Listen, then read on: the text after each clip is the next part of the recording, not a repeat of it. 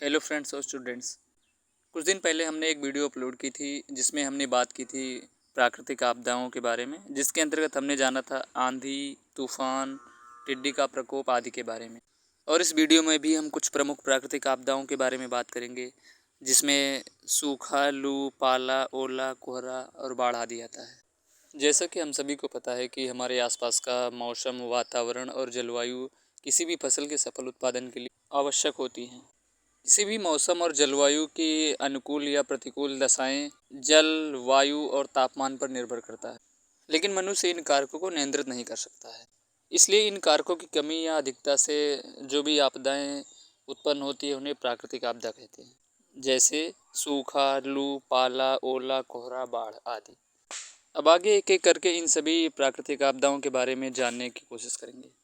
सबसे पहले बात करते हैं लू के बारे में। आपने देखा होगा गर्मी के मौसम में सुबह सुबह जब जैसे जैसे धूप तेज़ होती है, वैसे वैसे पश्चिम की दिशा से काफ़ी तेज़ हवाएं भी चलने लगती, जिसे लू कहते हैं। ये हवाएं अप्रैल, मई, जून में सबसे ज़्यादा चलती हैं। ये हवाएं पौधों के साथ साथ मनुष्यों को भी प्रभावित करती हैं। इस हवा से वाष्पोत्सर्जन बहुत अधिक होता है, इसलिए छोटे और नए पौधे बहुत जल्दी सूख जाते हैं। इस हवा के प्रभाव को कम करने और फसलों की सुरक्षा हेतु खेतों के पश्चिम दिशा में वायुरोधी पौधे लगाना चाहिए, जैसे आम, नीम, शीशम, यूकेलिप्टस आदि। गर्मी के मौसम में उगाई जाने वाली फसलों की लू प्रतिरोधी किस्में उगानी चाहिए। छोटे पौधे और नर्सरी को लू से बचाने के लिए पुआल, घास फूस आदि से ढक देना चाहिए, या तो उस पर छप्पर डाल देना चाहिए। साथ ही फसलों की सिंचाई कम मात्रा में और जल्दी जल्दी करना चाहिए। अब बात करते हैं सूखा के बारे में। यह भी एक प्राकृतिक आपदा है। यह आपदा पानी की कमी से होती है। जिस क्षेत्र में वर्षा बहुत कम और असमान होती है, वहाँ पर यह समस्या उत्पन्न होती है। इस आपदा को कम करने के लिए प्रभावित क्षेत्रों में बड़े बड़े बांध और जलाशय बनाना चाहिए, जिससे बरसात का पानी इकट्ठा हो सके और आवश्यकता पड़ने पर सिंचाई हेतु उपयोग में लिया जा सके। बाढ़ जैसी समस्या तब उत्पन्न होती है जब बारिश के मौसम में बहुत ज़्यादा पानी गिर जाता है, तो नदियों या नहरों में बहुत ज़्यादा पानी की मात्रा बढ़ जाती है, जिससे नदी और नहरों का पानी अपनी सीमा पार करके खेत खलिहान में बहुत तेज़ी से फैलने लगता है। और जब ये पानी इस कदर बढ़ता है कि वो जिस भी क्षेत्र में रहता है वहाँ आसपास फसलें को नष्ट कर देता है, फसलों को जलमग्न कर देता है, तो ऐसी विकट स्थिति को बाढ़ कहते हैं। बाढ़ आने की स्थिति में मनुष्यों को, जानवरों को भारी क्षति होती है, तथा जो फसलें उगाई जाती हैं वो भी डूब जाती हैं और आने वाली फसलों के लिए बुआई में देरी हो जाती है, जिससे बाढ़ प्रभावित फसल के अलावा आने वाली फसल का उत्पादन भी प्रभावित होता है। बाढ़ जैसी प्राकृतिक आपदा आने के बहुत से कारण हैं, जिनमें एक कारण सबसे प्रमुख है, वो ये है कि वनों की अंधाधुंध कटाई और बड़े बड़े उद्योगों द्वारा जो ज़्यादा मात्रा में कार्बन डाइऑक्साइड गैस छोड़ी जाती है, उससे पृथ्वी के तापमान में बहुत ज़्यादा वृद्धि हो जाती है, जिससे पहाड़ों पर जो बर्फ़ जमी होती है वो धीरे धीरे तेज़ी से गलने लगती है, जो धीरे धीरे नदियों और नहरों का जलस्तर बढ़ा देता है, जिससे उस क्षेत्र में बाढ़ जैसी समस्या उत्पन्न हो जाती है।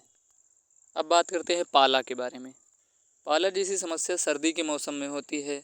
सर्दियों में जब तापमान कम होने के कारण वाष्पन की गति धीमी हो जाती है, जिससे वायु में जलवाष्प की मात्रा बहुत कम हो जाती है। रात में भूमि के निकट का तापमान कम होने के कारण जलवाष्प शीघ्र बर्फ में बदल जाता है, जिसके कारण पौधे की पत्तियों की कोशिकाओं में उपस्थित जल भी जम जाता है। जलवाष्प तथा पौधों एवं अन्य पदार्थों के ऊपर सीधे बर्फ के रूप में जमने को पाला या तुषार कहते हैं। पाले से सबसे ज़्यादा नुकसान फसलों को होता है। पाले के कारण पौधों की कोशिकाओं पर जो जल बर्फ में परिवर्तित हो जाता है, उसका आयतन बढ़ जाता है, जिससे पौधों की जो कोशिकाएं होती हैं वो फट जाती हैं, जिससे वो पौधा मर जाता है। फसलों को पाला से बचाने के लिए सबसे कारगर उपाय सिंचाई है। जब लगे कि पाला गिरने लगा है तो खेत में पानी भर देना चाहिए, जिससे पाले का प्रभाव कम हो जाता है। साथ ही जिस दिशा में हवा चल रही हो उस दिशा में मेढ़ों पर धुआं करने से पाला का प्रभाव कम हो जाता है। छोटे पौधों और नर्सरी को पाला से बचाने के लिए पुआल, घास, पॉलीथीन आदि को पौधे के ऊपर ढक देना। साथ ही एक बात का और ध्यान होना चाहिए कि अब कुछ फसलों की पाला अवरोधी किस्में भी विकसित की गई हैं, जिनकी बुआई करने पर उस फसल पर पाले का प्रभाव कम होता है। अब बात करते हैं ओला के बारे में। आपको पता ही होगा कि भूमि से पानी वाष्प बनकर उड़ता रहता है। तो जब किसी क्षेत्र में तापमान गिरता है तो वाष्प के कण जल कणों में बदल जाते हैं और जैसे जैसे ठंड बढ़ती जाती है तो ये जल के कण ठोस रूप में बदलकर बर्फ़ के रूप में ज़मीन पर गिरने लगते हैं। इन्हीं ठोस कणों को ओला कहते हैं। जल के इन्हीं ठोस कणों से जो छोटे पौधे होते हैं उनको काफ़ी नुकसान होता है, क्योंकि ये कण बड़े होने पर पौधों के कोमल भाग और पत्तियों पर पड़ते हैं जिससे वे टूट जाते हैं और कभी कभी पूरी फसल भी नष्ट हो जाती है। लेकिन इस समस्या को कभी भी पूरी तरह से रोका नहीं जा सकता। लेकिन हाँ, इतना ज़रूर किया जा सकता है कि जो पाले से जो फसलें बच जाती हैं उनको सिंचाई और विभिन्न पोषक तत्वों के द्वारा सुधारा जा सकता है।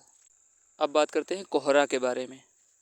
ये ओला से काफ़ी अलग है, लेकिन इसके बनने की क्रिया काफ़ी मिलती जुलती है। जिस प्रकार जलवाष्प के कणों को ठोस कणों में बदलकर पृथ्वी के पर गिरने को ओला कहते हैं, ठीक इसी तरह जब जलवाष्प के कण बदलकर छोटी छोटी बूंद बन जाते हैं और वहाँ के वातावरण में जो धूल और धुएँ के कण होते हैं उस पर जमकर जो धीरे धीरे बूंद के रूप में गिरते हैं उसे कोहरा कहते हैं।